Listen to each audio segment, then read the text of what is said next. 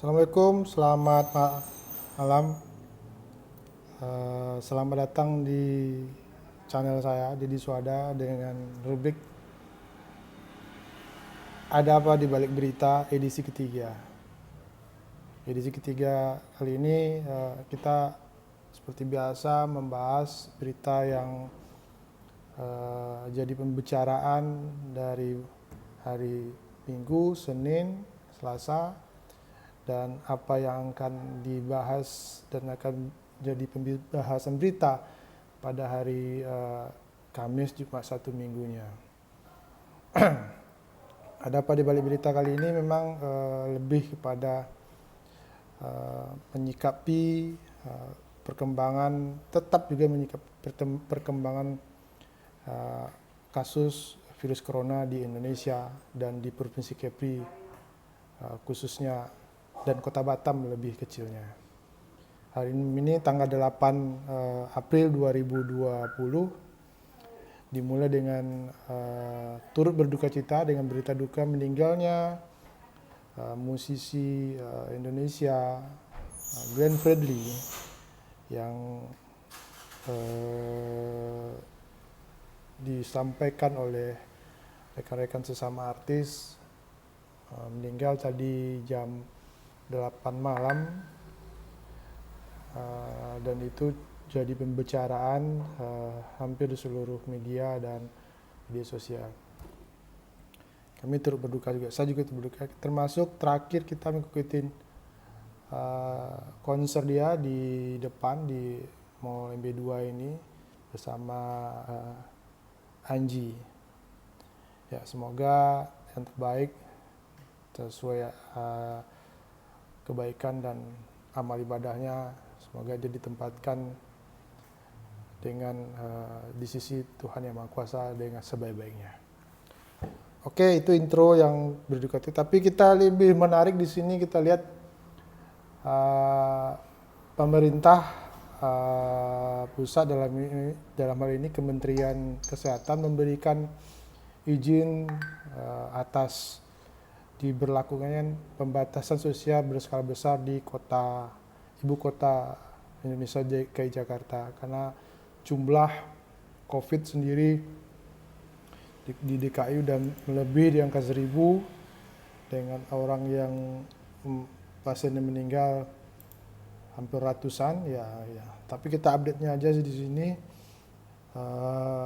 Rabu 8 April tercatat 2.955 artis, sekitar 55 diprediksi 2 hari ke depan, besok akan terjadi penambahan pasien. Jadi positif corona di Indonesia bisa jadi 3.000 per mungkin tanggal 9 April ya.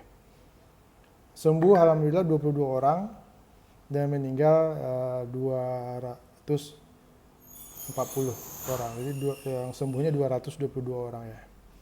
Itu berita skala nasionalnya. Untuk Kepri sendiri update-nya total meninggal 14 orang, positif sampai hari ini 8 April 10 orang positif, dan reaktif positif tes COVID-19 ada 13 orang. Jadi kita belum tahu. Tapi yang menjadi kekhawatiran bersama di Provinsi Kepri sendiri atau kota-kota di Kabupaten Kota Batam dan lain-lain, masih ada 70 orang masih menunggu hasil lab laboratoriumnya. Semoga saja tidak sampai 70-70-nya ya yang menjadi positif, karena kalau seandainya positif 70 ya akan bertambah banyak lagi nanti setelah ini. 70 ini tidak semuanya yang berstatus, ada dua statusnya, PDP dan ODP. PDP sekitar 34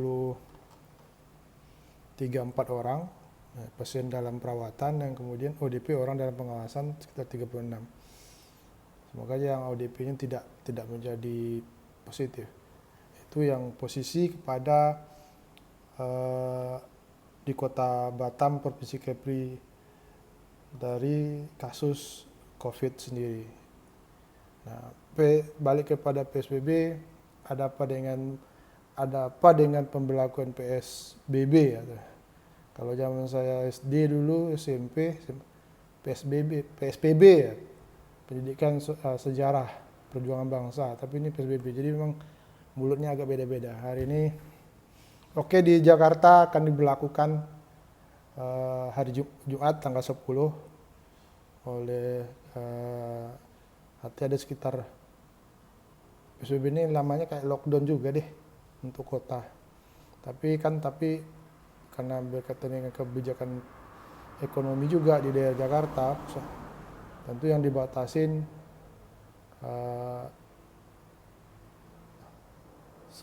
segala sektor, cuma ada 8 sektor yang masih boleh dibuka.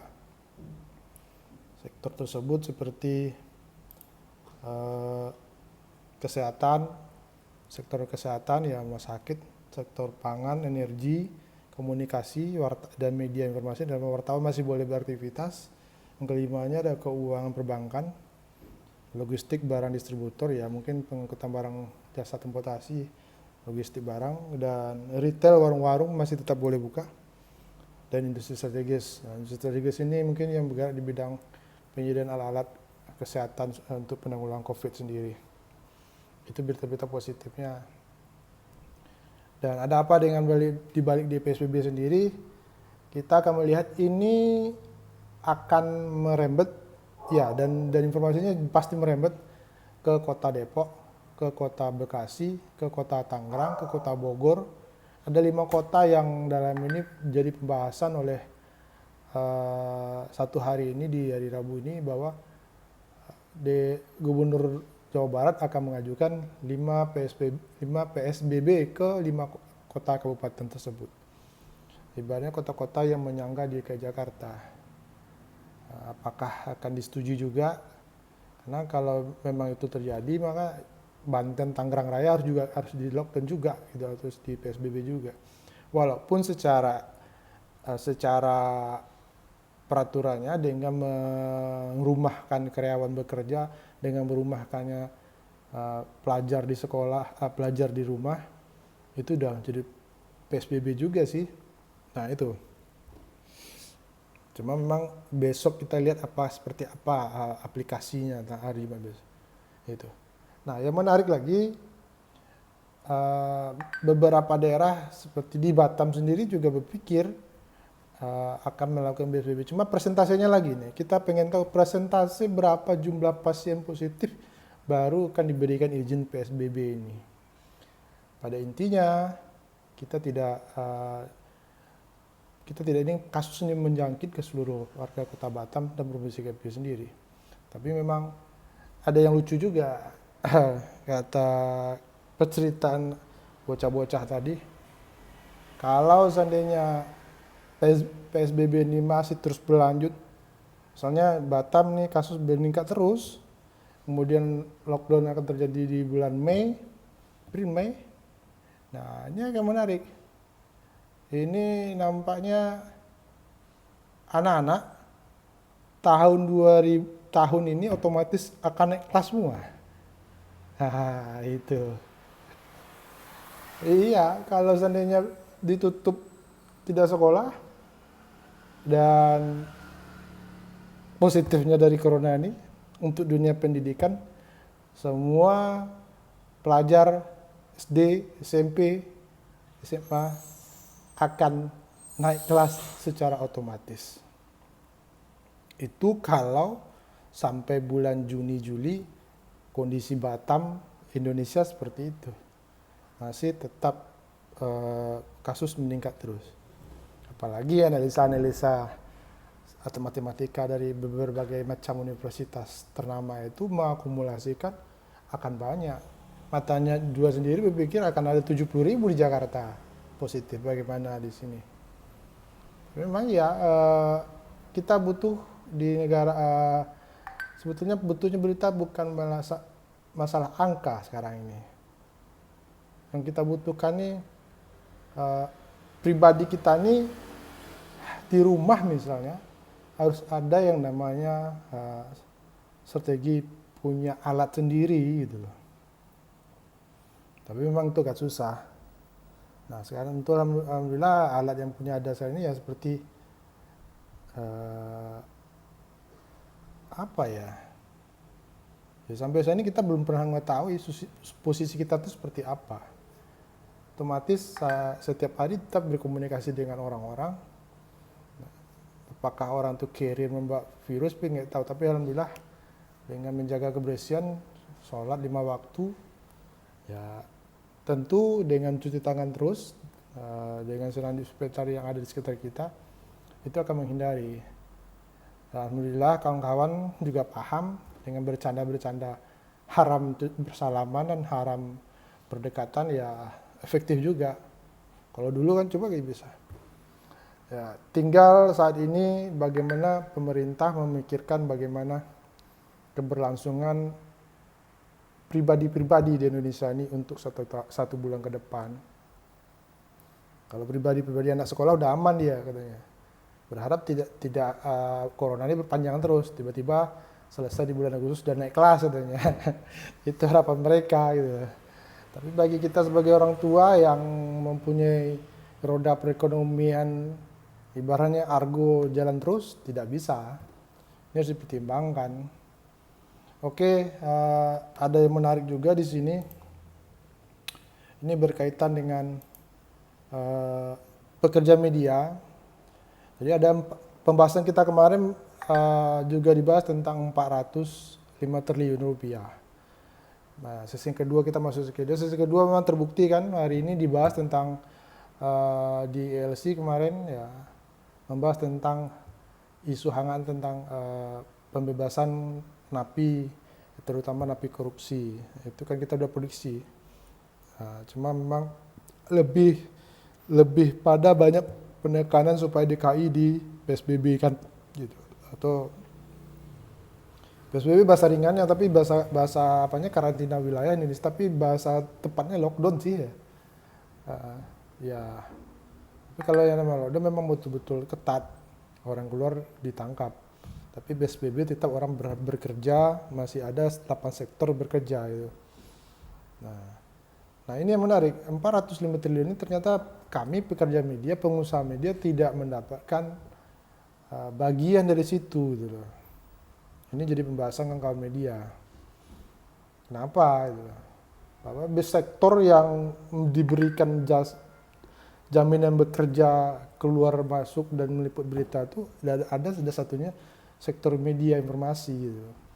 Kita ketahui jumlah media di Indonesia ini untuk cetak dan online saja hampir 70.000. Itu tahun 2019. 2019 sekitar 50 ribuan. Nah kalau sekarang 20 ribu tahun 2020 ini mungkin lah sampai 70 ribu prediksi saya. Karena media online sekarang ini tidak lagi milik korporasi besar, tapi sekarang milik daripada profesional media atau wartawan yang punya basic belasan tahun di media besar, kemudian buka usaha media sendiri seperti kami ini gitu. Nah, sebagai orang yang tidak lagi mengandalkan pemasukan dari perusahaan lama dan bekerja sendiri, tentu core bisnis usahanya tetap sama gitu. Tetap mengandalkan pemasukan iklan dari berbagai pihak. Nah, saat ini kita tahu tidak ada, kami agak berkurang pendapatan, apalagi semuanya pengusaha angkat tangan dulu. Saya tanya, nggak ada promosi kah sekarang ini segala macam gitu. Ada iklan. Ya kita lagi semedi mas.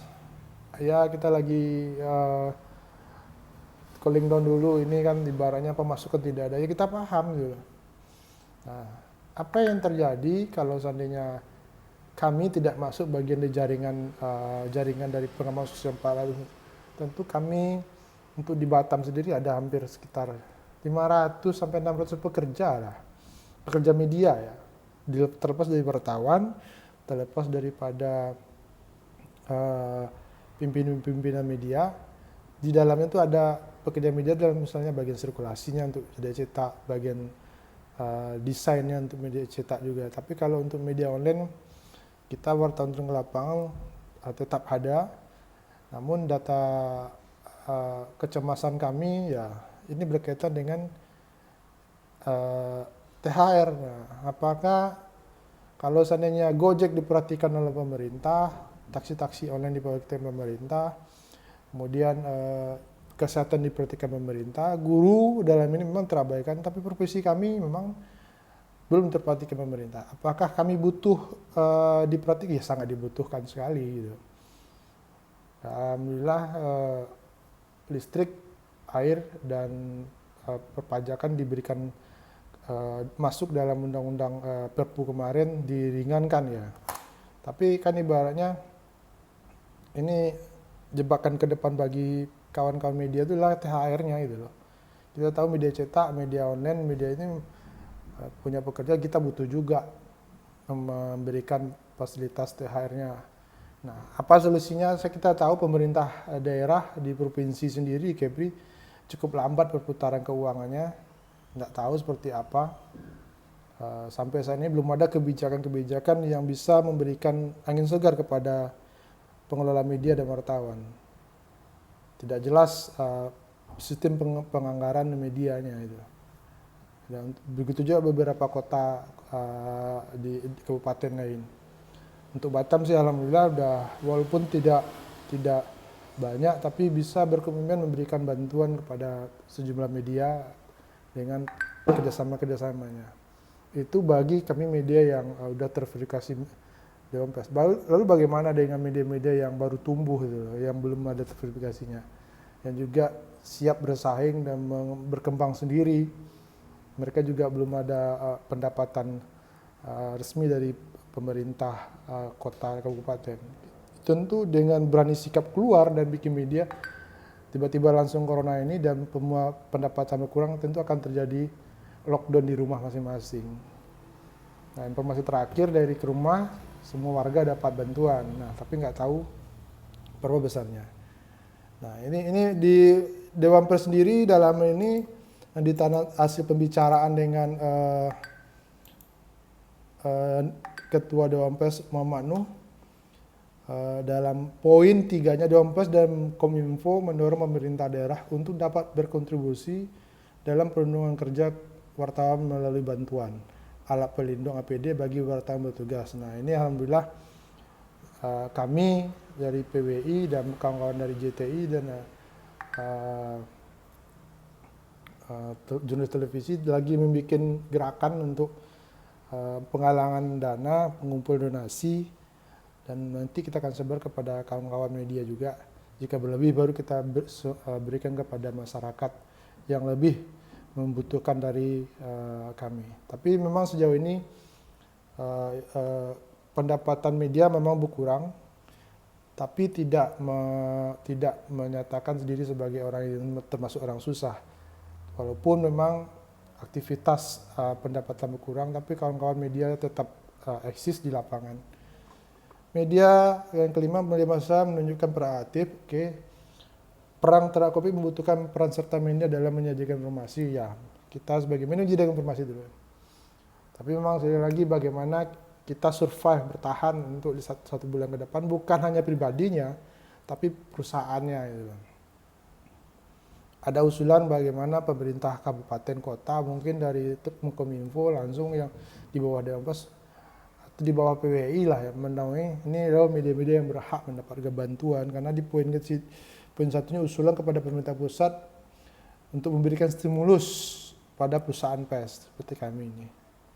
Semoga saja ini dimunculkan tanggal 3 April 2020 kemarin, ditandatangani oleh Dewan Pers Muhammad Nuh hasil wawancara dia dengan Menteri Kominfo dengan sejumlah Pimret dan kawan-kawan KPI di Jakarta.